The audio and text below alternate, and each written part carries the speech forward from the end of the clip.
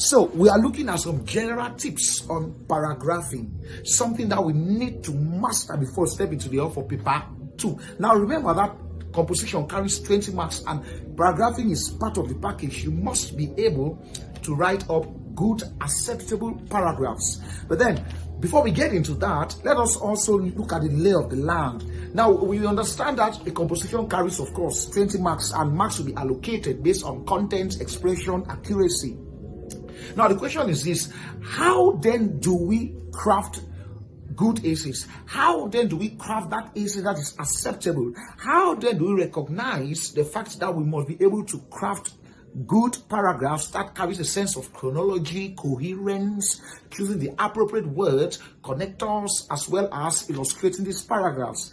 All of that is what we are going to discuss today. But then if you look at the board here, you observe that we've done quite a few. We have put up some new notes, a level of paragraphing. So the first thing we have to understand is that an essay, of course, contains 3 parts. An essay must be revealed in 3 different parts. We have the introductory part of the essay, and then we have the body as well as the conclusion. So that it therefore means that within these 3 parts, the first is the introductory paragraph. Now we're going to come to that, but then let's look at the body, how the body should be built. Now, some candidates make the mistake of getting to the hall and they write an entire essay without breaking up into paragraphs. You see, an entire body of essay just stretches out without paragraphs. Of course, it's a mistake and it's problematic. And so we must be able to break up our bodies into different paragraphs, identify with the various ideas that we are raising and how well we illustrate them. So let us look up here. Now, the first one that we see here is a focus. Now you have here focus, we have idea, and we have direction. So these are indicators that tells you when to start up a new paragraph, when to initiate a new paragraph.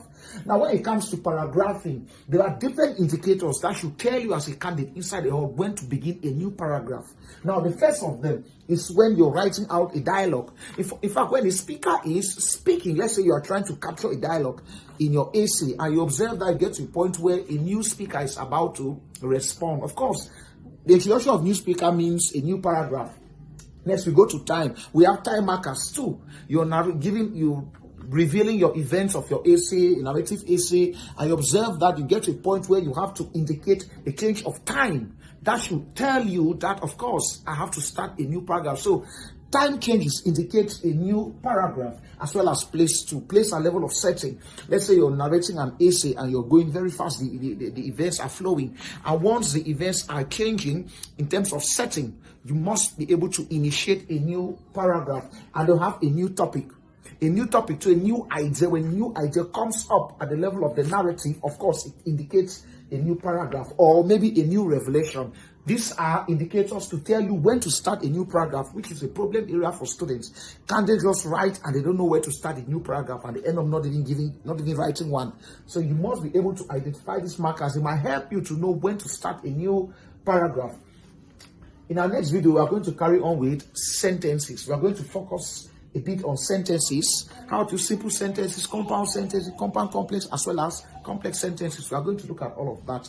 Let's just keep the video short so that it doesn't grow so big. So hit the subscribe button and join us now. These are extremely very important when it comes to composition, especially narrative topics, which of course is a favorite topic for candidates. But then when we start our narrative and the events are fast flowing, candidates must be able to vary their sentences based on what they are trying to reveal. Whether it's a simple sentence, it's a compound sentence, it's a complex sentence, or a compound complex sentence.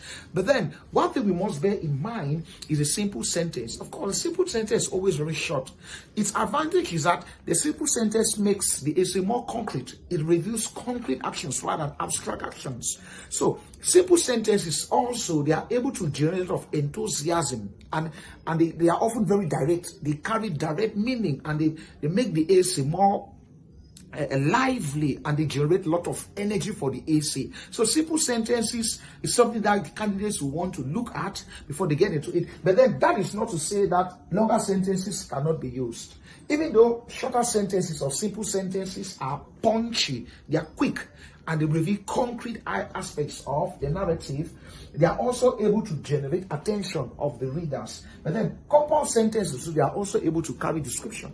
You see, describing a place, describing a setting, describing individuals. Of course, we need longer sentences because this is where we have to use adjectives.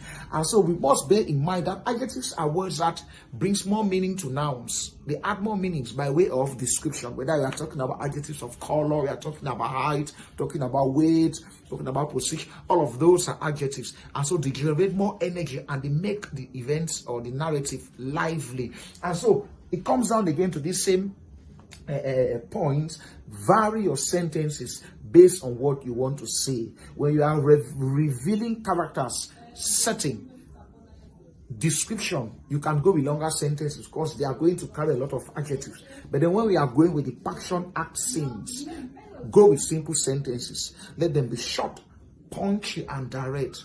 They generate a lot of action and they bring a lot of intrigue and they thrill your audiences. So be very, very careful and know how to vary these sentences.